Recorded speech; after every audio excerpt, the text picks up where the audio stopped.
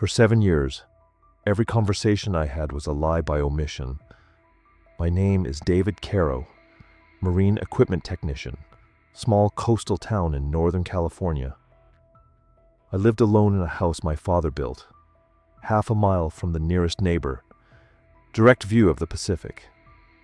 People assumed I preferred it that way. They were wrong. Solitude wasn't a choice. It was a requirement. In March of 2011, I found something on the rocks below my property that had no business being there. I brought it home. I kept it alive. For 7 years, I watched it grow from a frightened, wounded juvenile into something I still don't have adequate words for. The day I let it go, I stood at the water's edge for 3 hours after it disappeared beneath the surface. I haven't been the same since. This isn't a story about discovery. It's about everything that comes after. The weight of knowing, the loneliness of a secret that can't be shared, and the particular grief of doing the right thing when every part of you is fighting against it. I won't ask you to believe me. I'm just telling you what happened, in the order it happened, because I've carried it alone long enough. The creature was real. The choice was impossible. And letting go was the hardest thing I've ever done. March 14th, 2011, 6:47 a.m. I was walking the tide line below my property, same as I did most mornings before work. Storm had come through the night before, a late winter system that brought heavy surf and scattered debris along the rocks. I was checking for damage to the old wooden stairs that led down from my deck. The air smelled like kelp and salt and rain-soaked earth. I heard it before I saw it. A sound I'd never heard before. Not quite a cry, not quite a whistle. Something between a dolphin's distress call and the mewling of a seal pup, but with a tonal quality that made the hair on my neck stand up. It was coming from a tidal pool about 40 yards south, partially hidden by an outcrop of black rock. I climbed over carefully. The rocks were slick. When I reached the pool, I stopped moving entirely. There was a creature tangled in fishing line and kelp, partially submerged in about 8 inches of water. It was small, maybe 3 feet long, emaciated, with visible cuts along what I can only describe as a torso.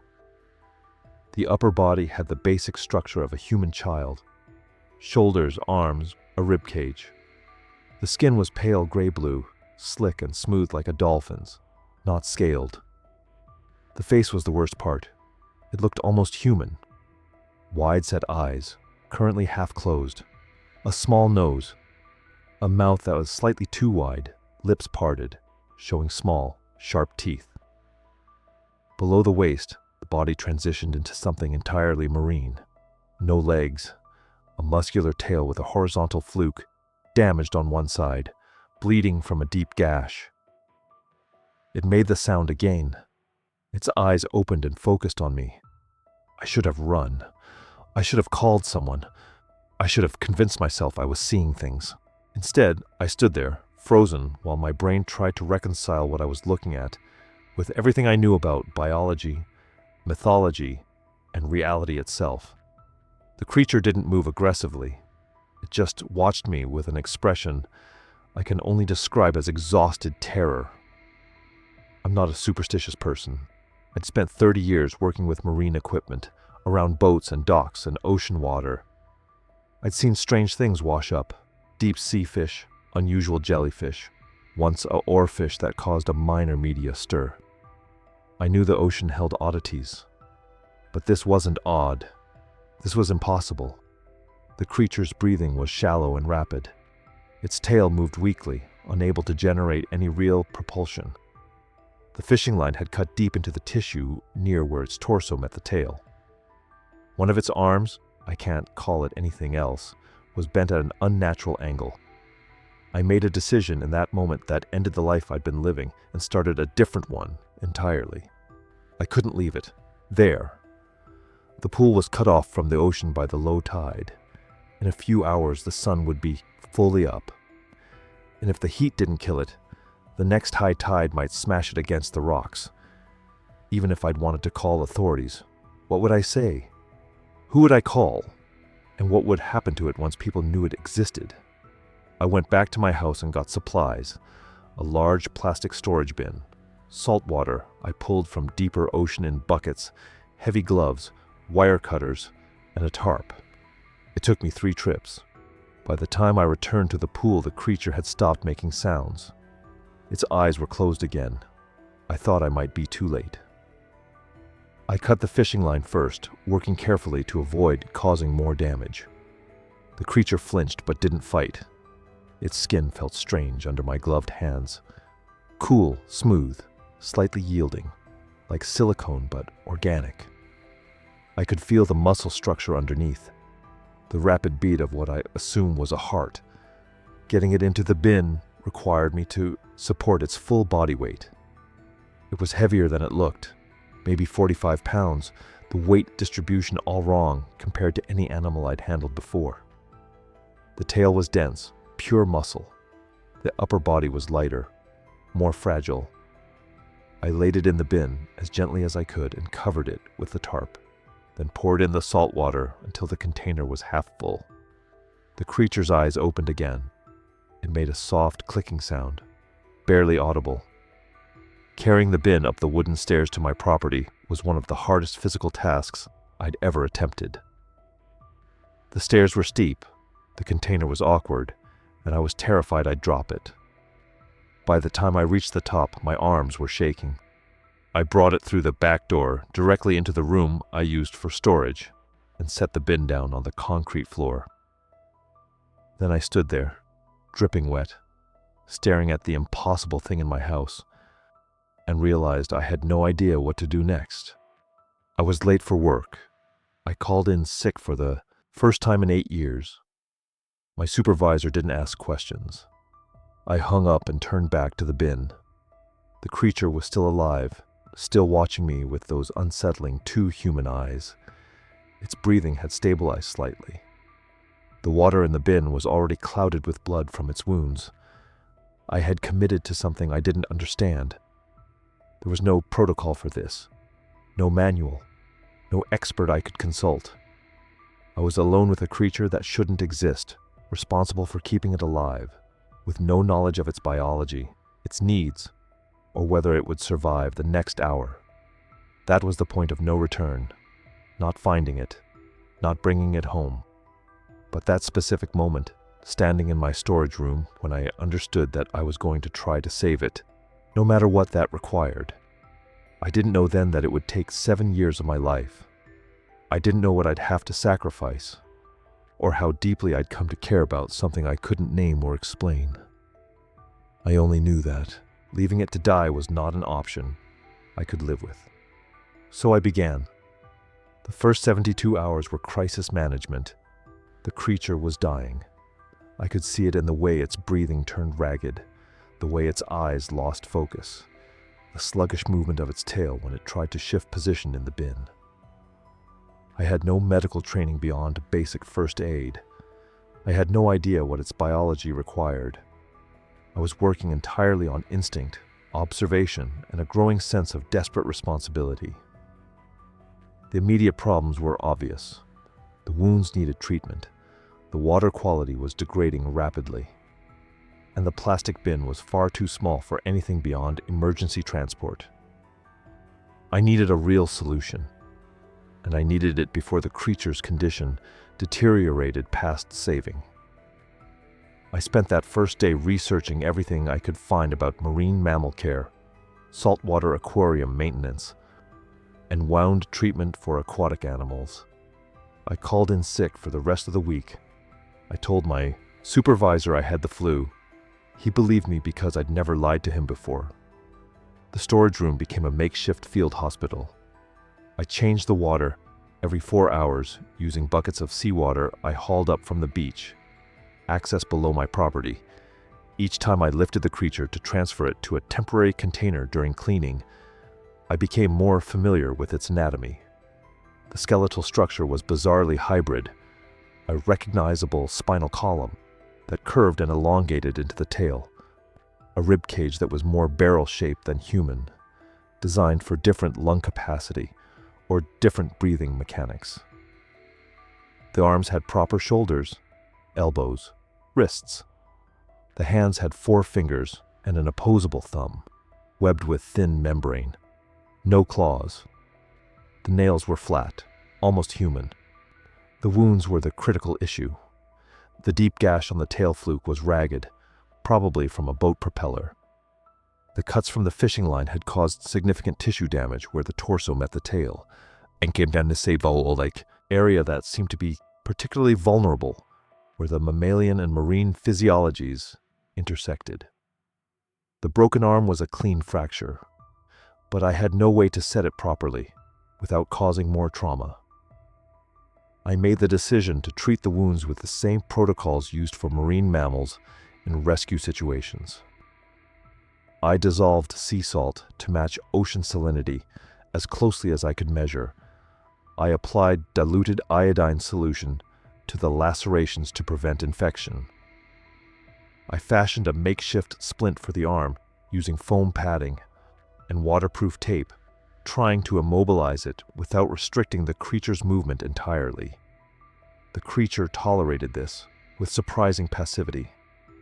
It watched me constantly during treatments, clicking softly, sometimes making a low, humming sound that seemed to indicate distress. It never tried to bite or strike at me. When I had to manipulate the injured areas, it would go rigid and its breathing would accelerate, but it didn't fight. That compliance worried me more than aggression would have. It suggested the creature was too weak to resist, or too traumatized, or simply understood on some level that I was trying to help. By the 3rd day, I had to confront the larger problem.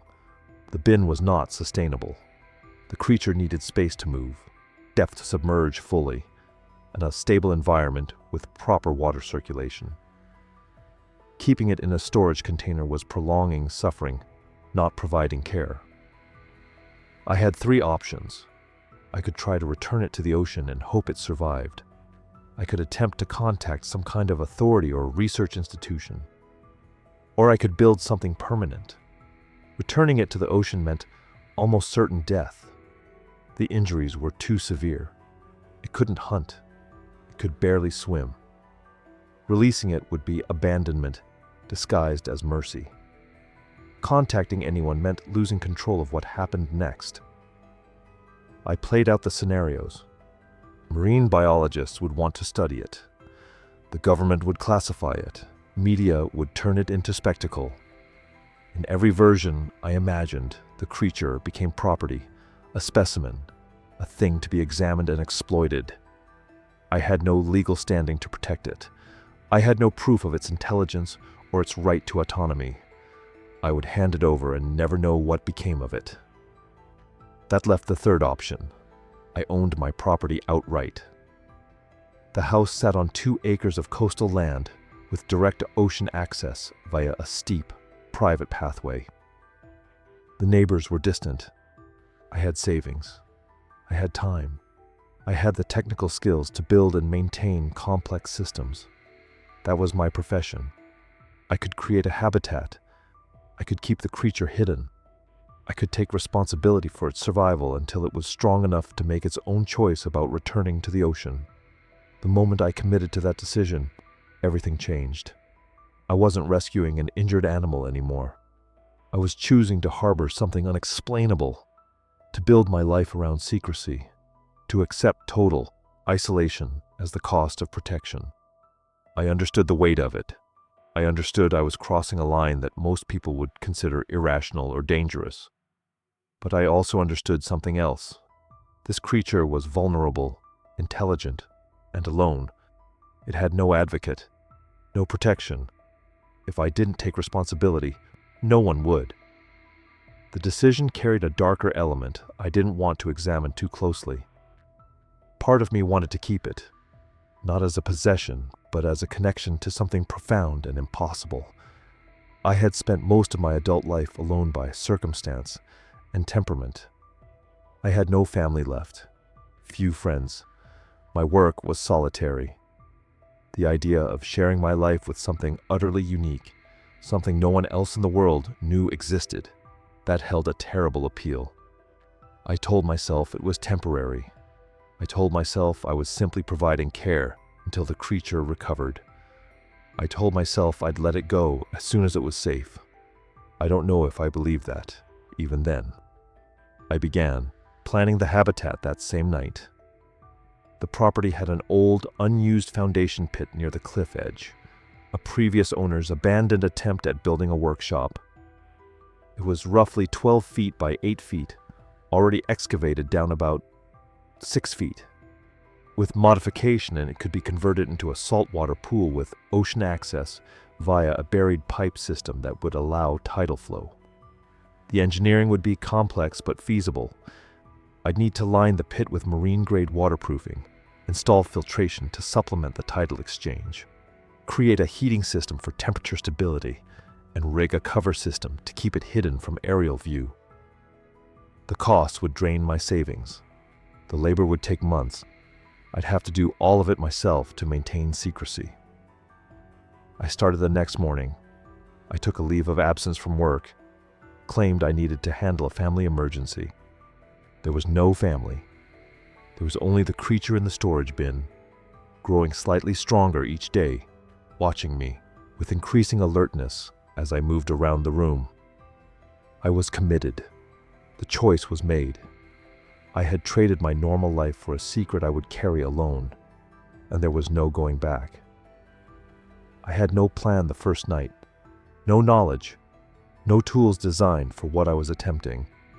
I had a dying creature in my bathtub and approximately 6 hours of internet research that all confirmed the same thing. What I was trying to do was impossible.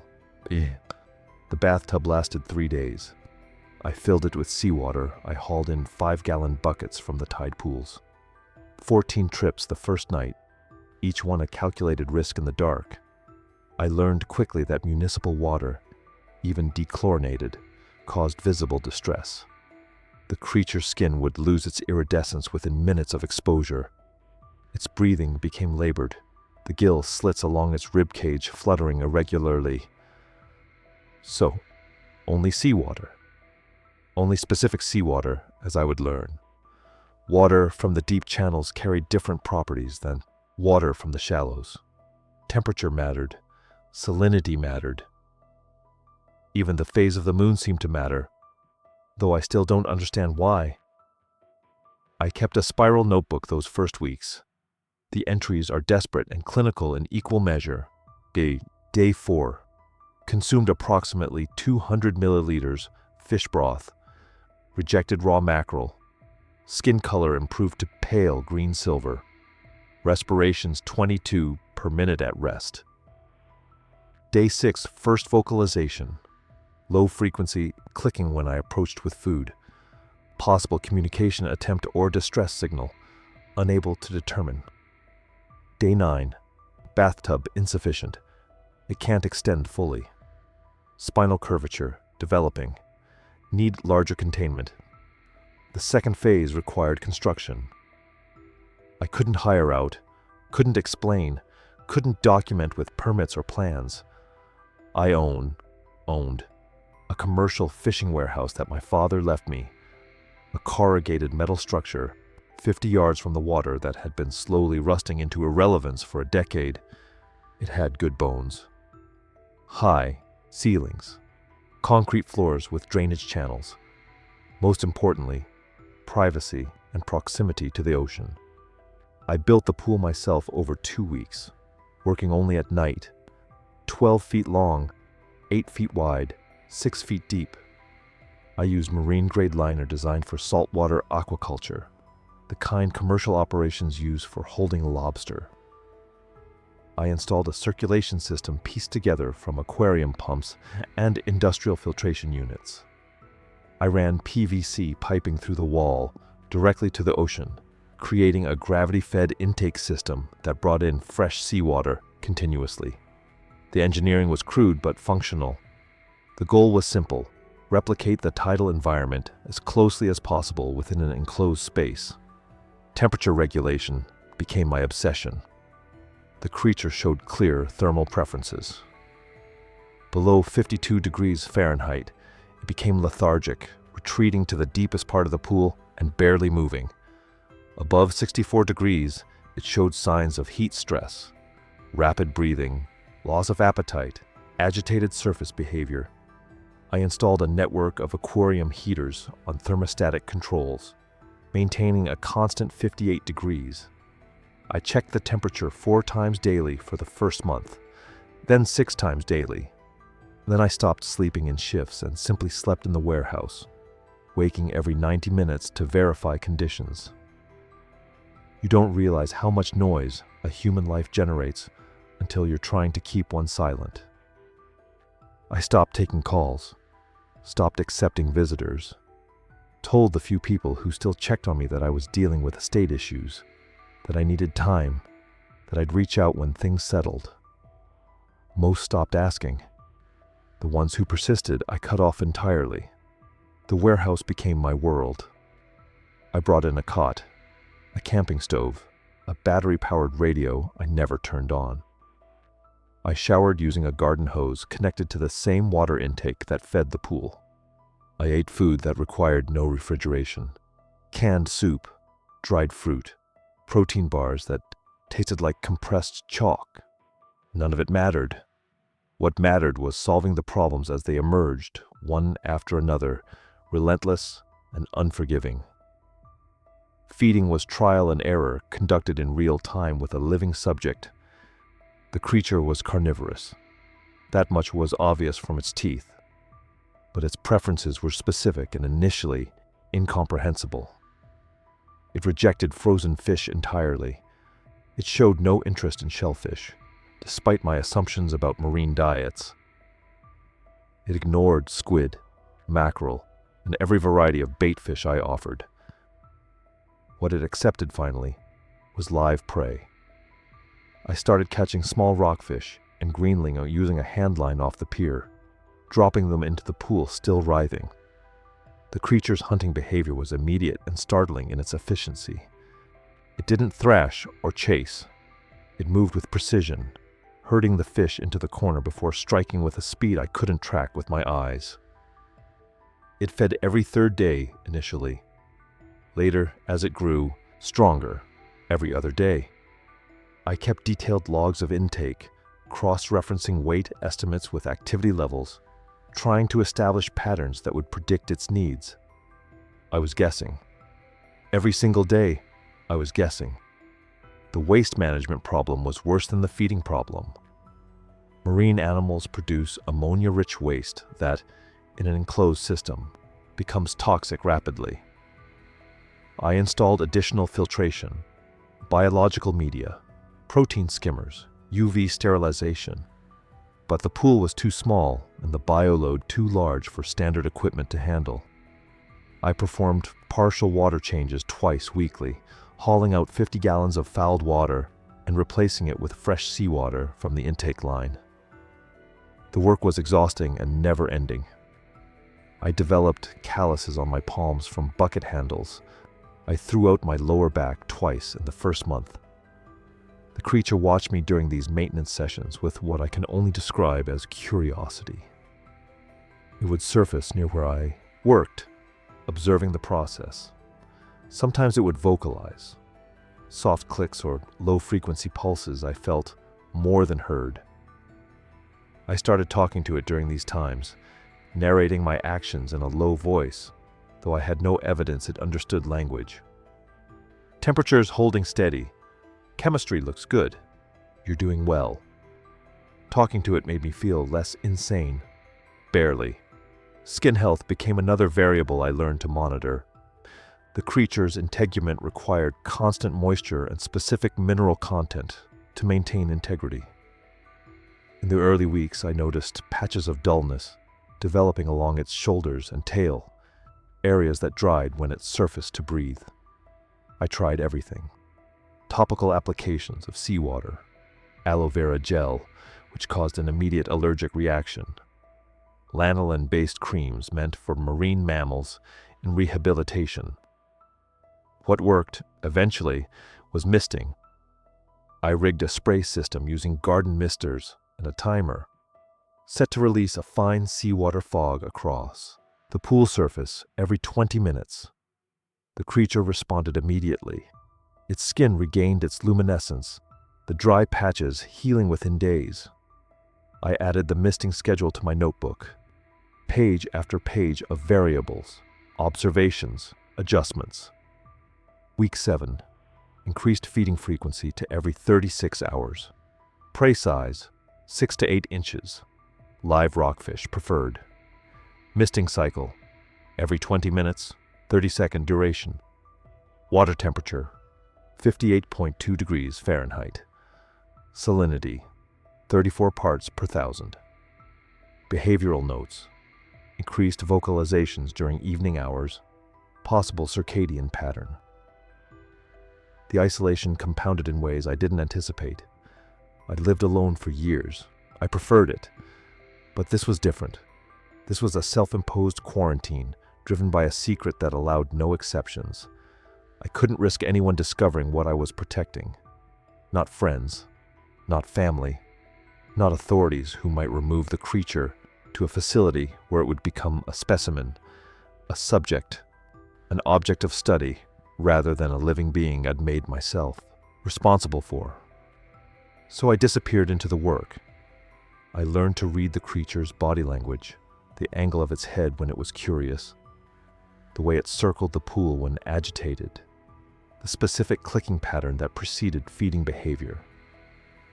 I memorized the rhythm of its breathing, the number of times it surfaced per hour, the way it rested at night with its eyes half open in a state that wasn't quite sleep. I documented everything because documentation gave the chaos structure. By the 3rd month, the systems were stable. The pool maintained proper temperature and chemistry with minimal intervention. The feeding schedule was established and reliable. The creature had gained visible weight and strength, its movements more powerful, its coloration more vibrant, its vocalizations more varied and complex. It was thriving, and I was exhausted in a way that went beyond physical fatigue. I'd stopped looking at calendars, stopped tracking days of the week. Time became a cycle of feeding schedules, water changes, and system checks. I fell asleep to the sound of the filtration pumps and woke to the creature's morning vocalizations.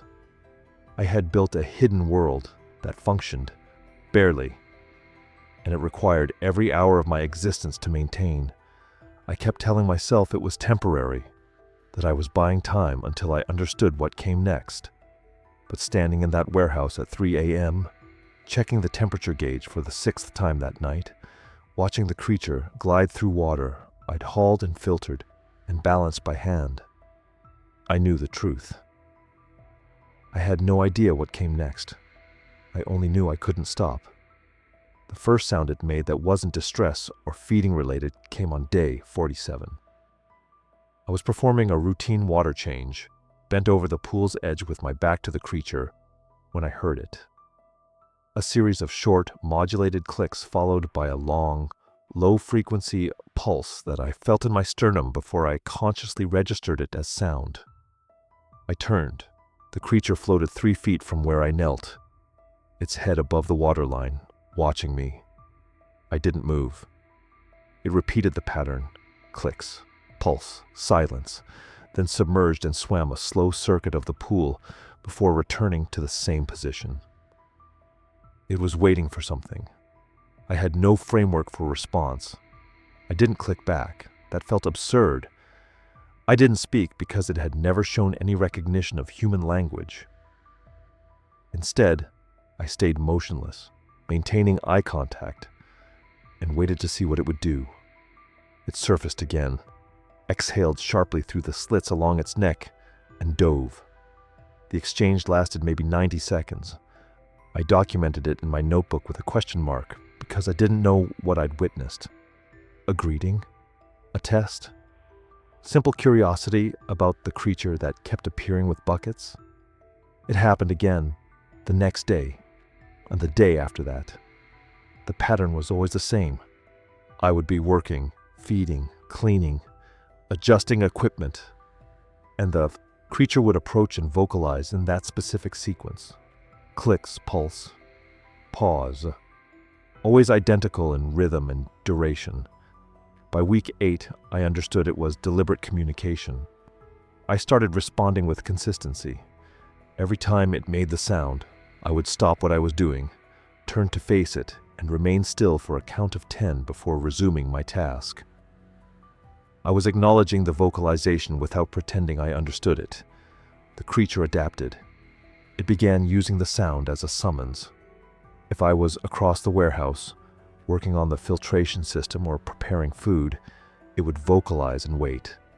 If I didn't respond immediately, it would repeat the pattern, increasing in volume until I approached the pool's edge. I had been called, and I came. The vocabulary expanded slowly across months. A sharp, rapid clicking, always 3 bursts, meant feeding time, or more accurately, hunger. The creature would use it before I'd even prepared the live fish, anticipating the schedule with a precision that suggested either a strong circadian rhythm or an ability to track time I didn't fully comprehend. A low, sustained hum, almost a purr, accompanied contentment. I heard it most often after feeding or during the evening hours when the warehouse was dark and quiet. The creature would float motionless near the surface. Humming at a frequency I felt more than heard, and I learned to associate that sound with safety and satisfaction.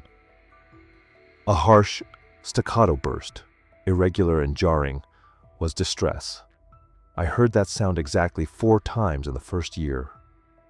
Once when the water temperature spiked to 67 degrees due to a heater malfunction. Once during a winter storm when the power failed and the circulation system went offline for 6 hours. Once when I foolishly introduced a new species of fish without testing for aggression. The prey fought back and injured the creature's lower jaw.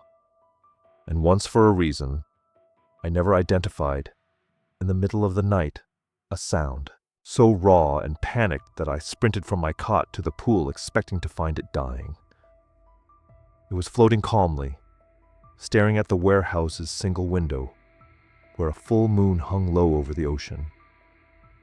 I don't know what it was mourning or remembering, but the sound stopped when I knelt beside the pool and stayed there until dawn. Beyond vocalizations, the creature communicated through movement. When it was curious, it would tilt its head at a specific angle, roughly 45 degrees, always to the left, and hold my gaze without blinking. I began to recognize this as a question, though I rarely knew what it was asking. When it wanted space, it would sink to the bottom of the pool and face the wall, its back to me, a posture of clear dismissal. I learned not to disturb it during these times. When it was playful, and yes, it played, it would breach the surface suddenly, twisting midair in a move that sprayed water across the warehouse floor. This happened more frequently as it grew stronger, usually in the hours after feeding. I interpreted it as a release of excess energy, joy expressed through physicality. I started responding in kind. If the creature breached, I would tap the pool's edge 3 times with my palm, a rhythmic acknowledgement. If it surfaced near me, I would extend my hand slowly, palm down, hovering just above the waterline. Sometimes it would ignore the gesture. Sometimes it would rise and press the top of its head against my hand for a brief moment before submerging. Those moments felt sacred. I had no illusions about what this was. The creature wasn't domesticated. It wasn't a pet. It was a wild, intelligent being that I had placed in an artificial environment, and every interaction was negotiated on its terms, not mine. But within those constraints, we built something. I learned its rhythms. It learned mine. I knew it preferred to feed in the late afternoon, that it was most active during the hours just after sunset, that it rested, never fully sleeping, between 2 and 5 a.m. I knew it disliked sudden movements, bright light, and loud sounds. I knew the specific angle of its tail when it was about to vocalize, the way its pupils dilated when it was focused on something beyond the pool. It knew when I was coming before I reached the warehouse door. It surfaced when I approached with food, even if I'd altered the schedule. It stopped vocalizing during the hours I usually slept, as if it had learned not to disturb me. We developed rituals. Every morning I would check the pool's temperature and chemistry while the creature watched from the center, silent and still. When I finished, I would tap the edge twice, and it would respond with a single click. Routine confirmed. All is well. Every evening, I would sit on the floor beside the pool with my notebook, recording the day's observations while the creature floated nearby, sometimes humming, sometimes silent. It would often surface and rest its head on the pool's edge, inches from where I sat, breathing in sync with the rhythm of my pen strokes. I don't know if it understood what I was doing. I don't know if it cared, but it stayed. The most complex communication we achieved wasn't sound or movement. It was eye contact. The creature's eyes were large, adapted for low-light vision, in deep water, and disturbingly expressive. When it looked at me, I didn't see the blank stare of a fish or the predatory focus of a shark. I saw something evaluating, considering, recognizing. I started to believe it knew me, not as a food source or a fixture of the environment, but as an individual entity with intention and interiority. There were moments, usually in the deep quiet of late night, when the creature would surface and simply hold my gaze for minutes at a time. No vocalization, no movement, just mutual observation. I would look into those eyes and see intelligence I couldn't quantify. I would see curiosity and caution, and something else. Something I hesitated to name because naming it felt like projection. It looked like trust. I know what the research says about anthropomorphization. I know the warnings against ascribing human emotion to non-human species. I know that scientists who work with intelligent animals are trained to maintain objectivity, to observe without inferring internal states that can't be verified. I know all of that, but I also know what I saw. By the end of the first year, we had built a language composed of sound, gesture, rhythm, and silence. It was limited. It was imperfect. Entire concepts remained impossible to communicate.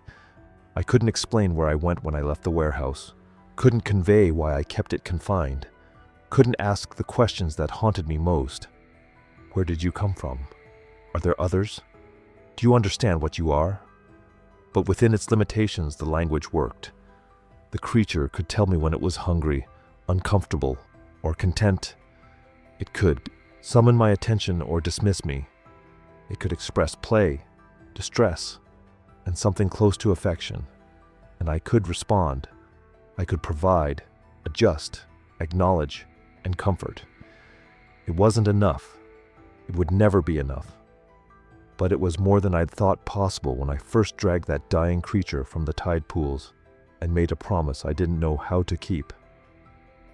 We didn't share words, but we shared a world, hidden and strange, built from necessity and sustained by something I still don't have language for.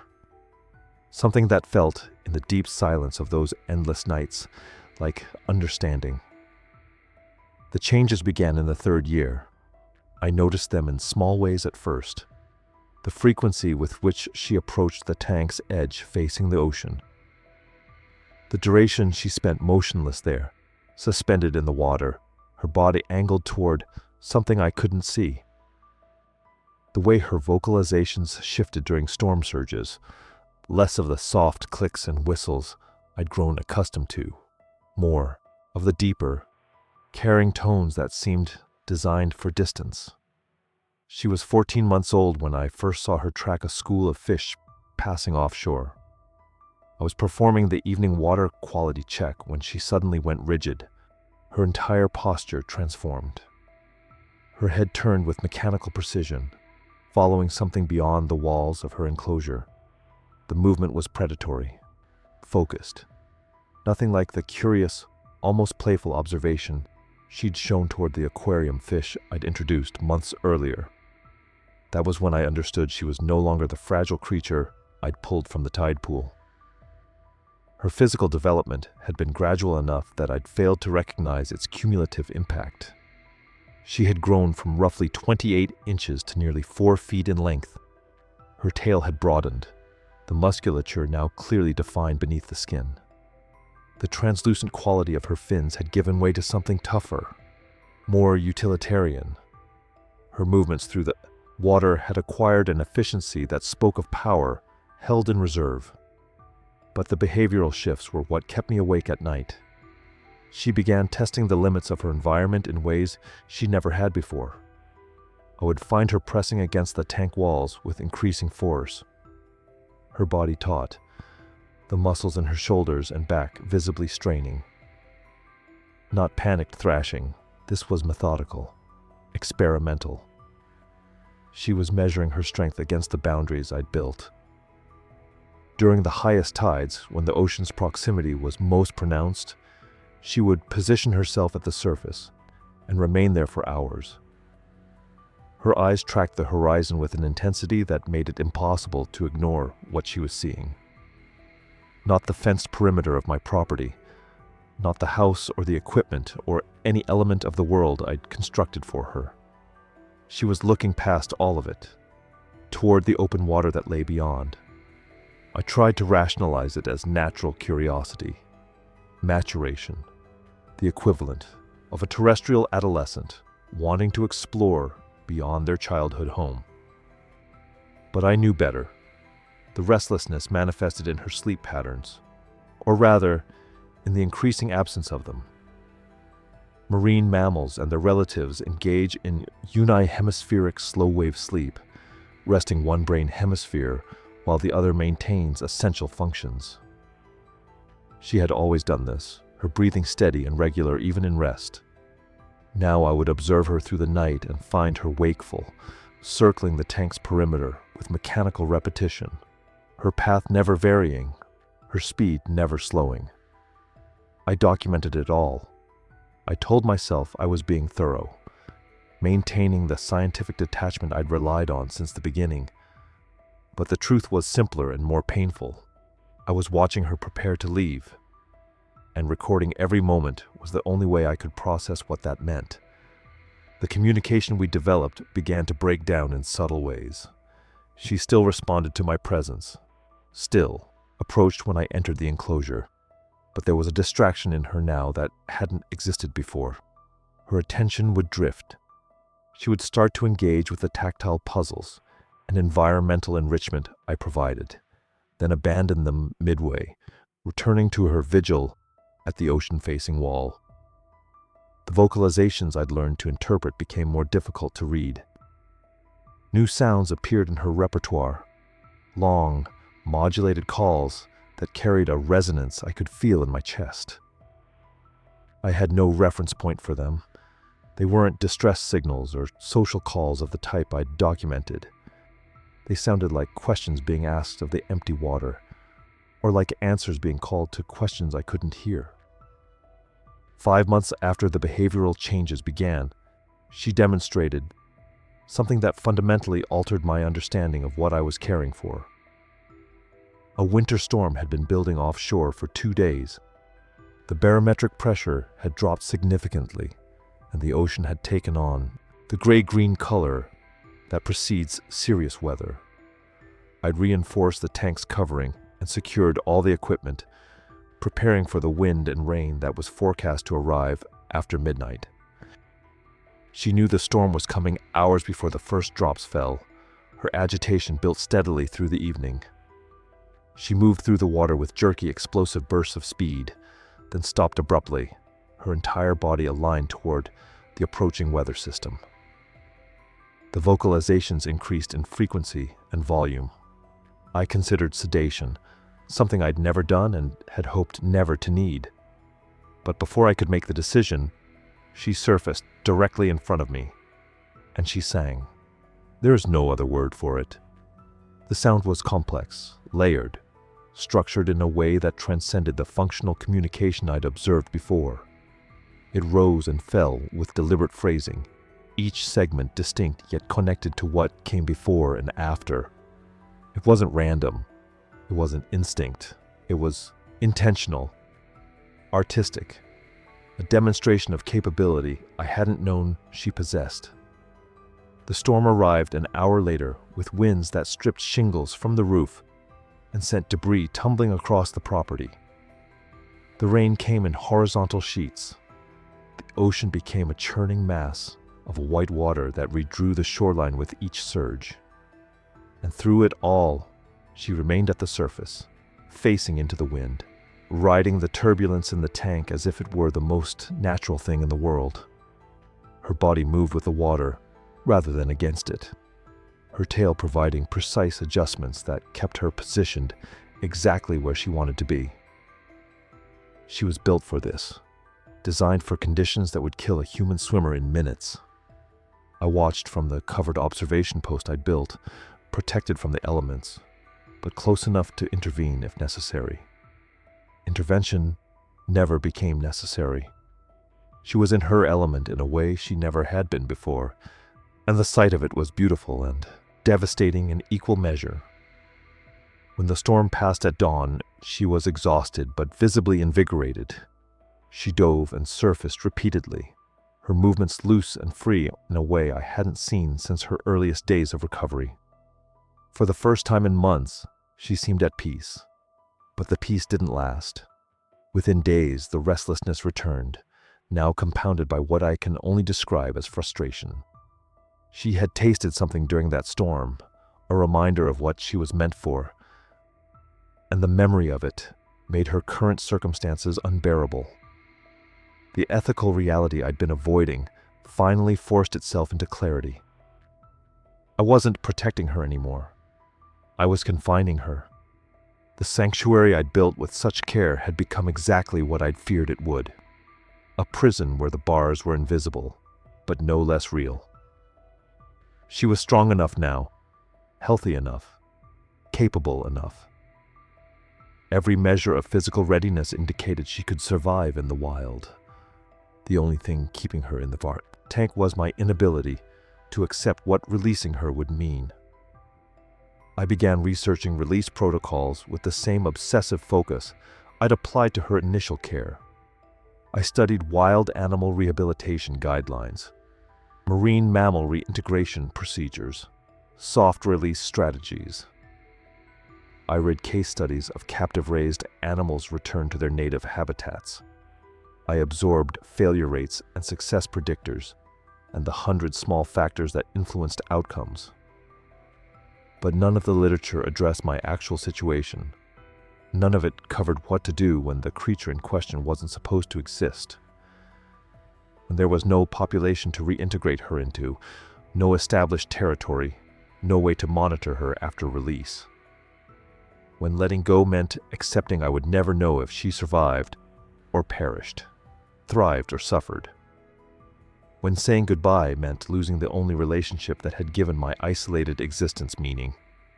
I set the date 3 times and canceled it 3 times. The first attempt was in early March, during a period of calm weather and moderate tides that aligned with every condition I'd identified as optimal. I loaded the transport container the night before, checked and rechecked the equipment, plotted the release location on marine charts with the precision of a military operation. I went to bed telling myself that tomorrow would be the day, that I was ready, that this was right. I woke at dawn and couldn't do it. I stood next to her tank in the gray morning light, watching her sleep, and the enormity of what I was about to do collapsed onto me like physical weight. I was going to take her to the ocean and leave her there, alone, with no way to return if she needed help, no safety net if something went wrong, no gradual transition period to build her confidence. I was going to abandon her, and I was calling it love. The second attempt was in April. I made it further that time, got as far as lowering the water level in the tank and positioning the transport container.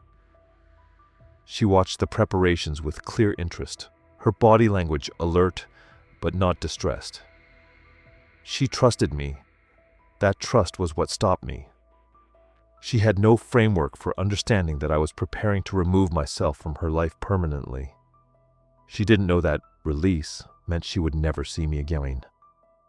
In her experience, I had been the single constant, the source of food, safety, companionship, care. I was about to violate that constancy in the most absolute way possible, and she had no ability to consent to or even comprehend what was coming.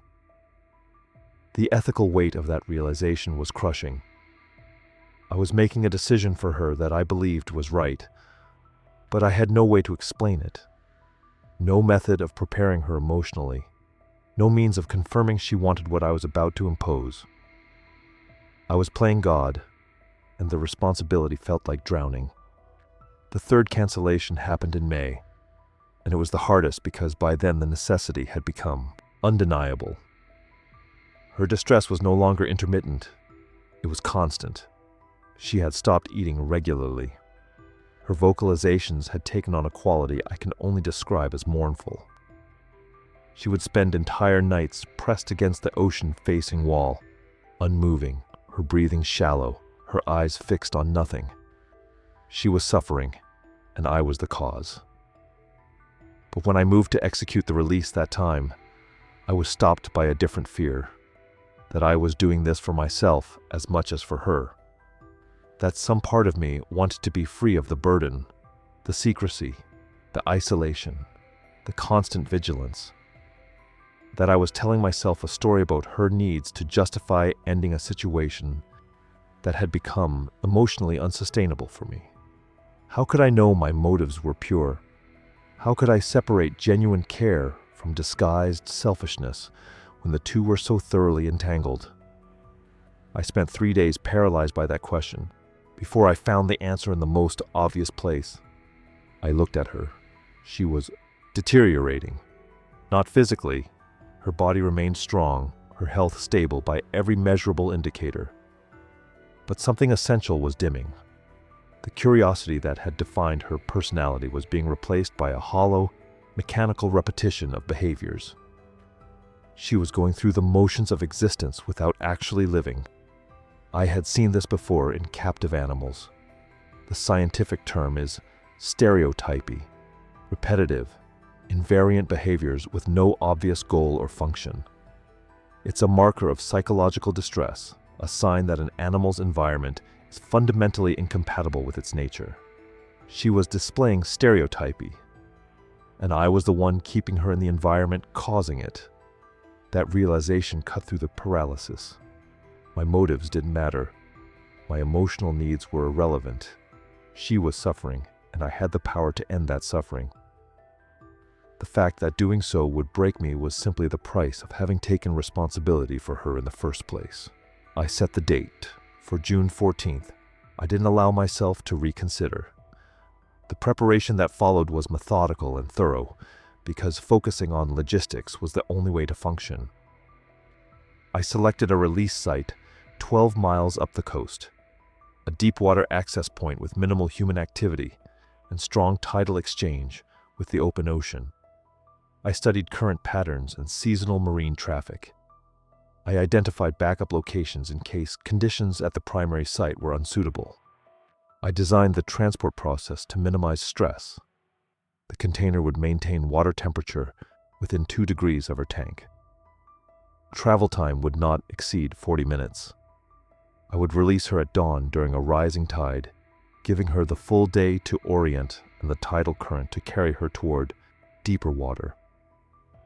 I prepared documentation of everything I'd observed, photographed, and measured over the years. Not for publication. I would never expose her to that, but for my own record, evidence that this had been real, that she had existed, that the years I devoted to her care hadn't been delusion or fantasy. I wrote instructions for dismantling the enclosure and returning the property to its original state.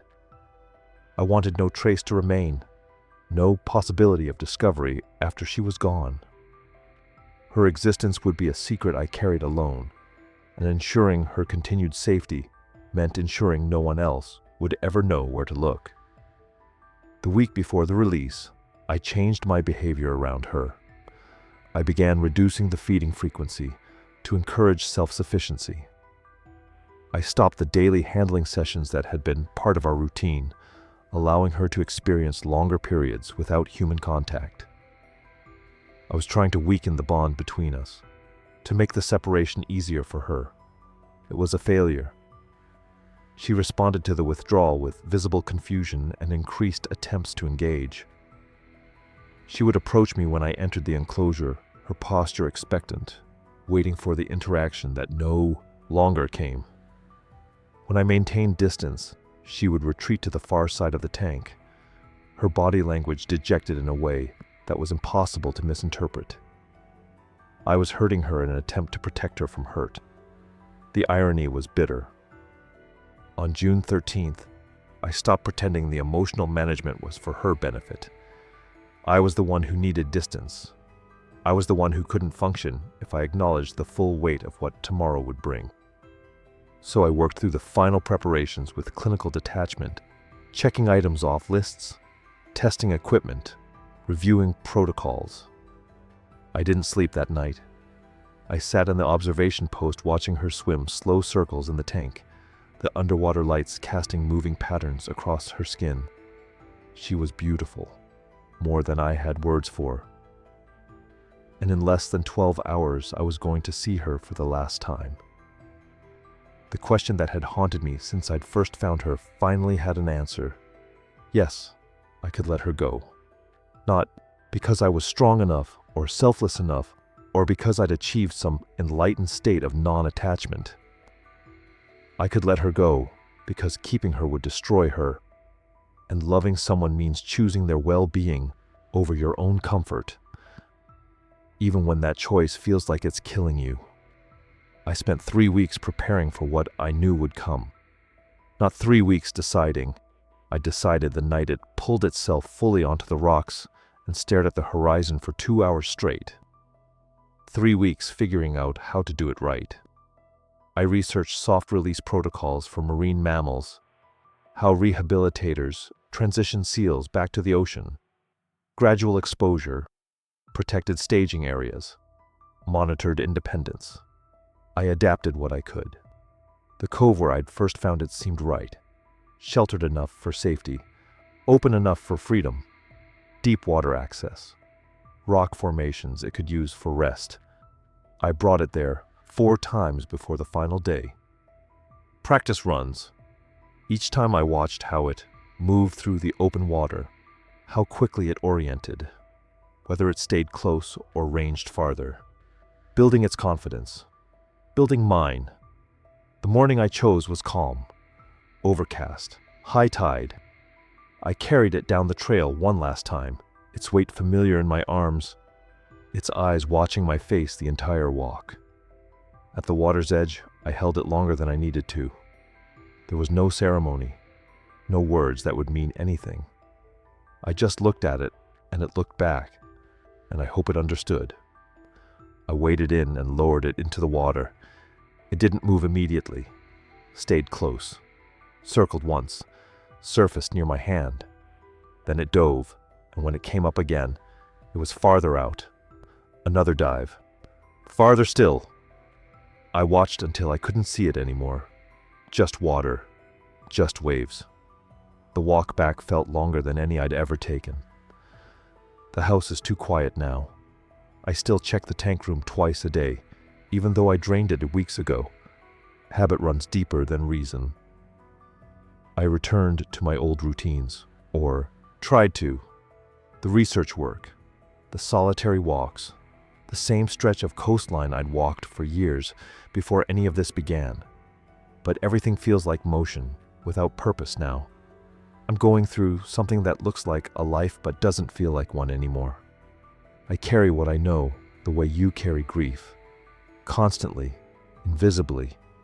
I see families on the beach, people laughing, living ordinary lives. And I feel the distance between us, like a physical thing. They don't know what moves beneath the water they swim in.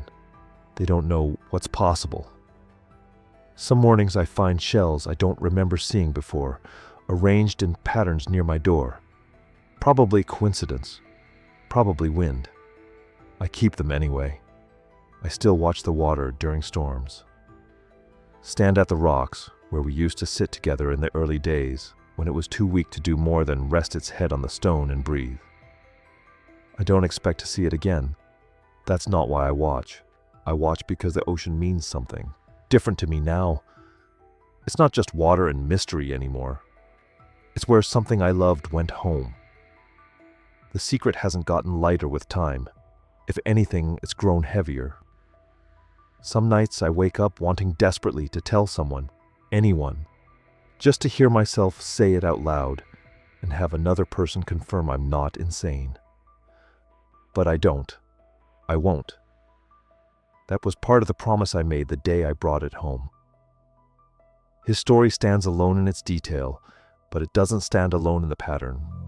Throughout maritime history, coastal communities have reported encounters with something that doesn't fit our catalogs. The Babylonians carved images of fish people into temple walls. Celtic fishermen spoke of selkies who slipped between human and seal form. Pacific Islanders built entire spiritual traditions around beings who move between land and ocean. Most accounts are fragmented. A shape glimpsed at twilight. A sailor's second-hand tale. A carving that could mean anything. What makes his testimony different is the intimacy. Years of daily observation. Behavioral patterns tracked with the precision of a field biologist documenting an unknown species. The kind of detail you can't fabricate because you'd never think to include it. The specific angle of light that made its scales visible. The exact rhythm of its breathing during sleep. The way it responded differently to stormwater versus calm seas. The ocean remains Earth's last frontier. We've mapped distant planets in greater detail than our own seafloor. The deep remains a catalog of unknowns. His account asks a question that extends beyond one man and one creature. When confronted with something wondrous that defies explanation, what do we owe it? He chose protection over proof, secrecy over validation, loss over possession. That choice, perhaps, is the real story. He took care of something impossible for years. The hardest part was doing what love required, letting go. His story is about responsibility, about the weight of knowledge no one else shares, about forming a connection so profound that releasing it becomes both an act of devotion and a kind of death. We'll never know if what he cared for was unique or part of a hidden world that exists just beyond our understanding. The ocean keeps its secrets. But his testimony stands as a reminder. There may be more to our world than we've cataloged. More wonders in the deep than our instruments have detected. And if you ever find yourself face to face with something extraordinary, the question becomes simple. Will you exploit it or protect it? Could you find the strength to set it free?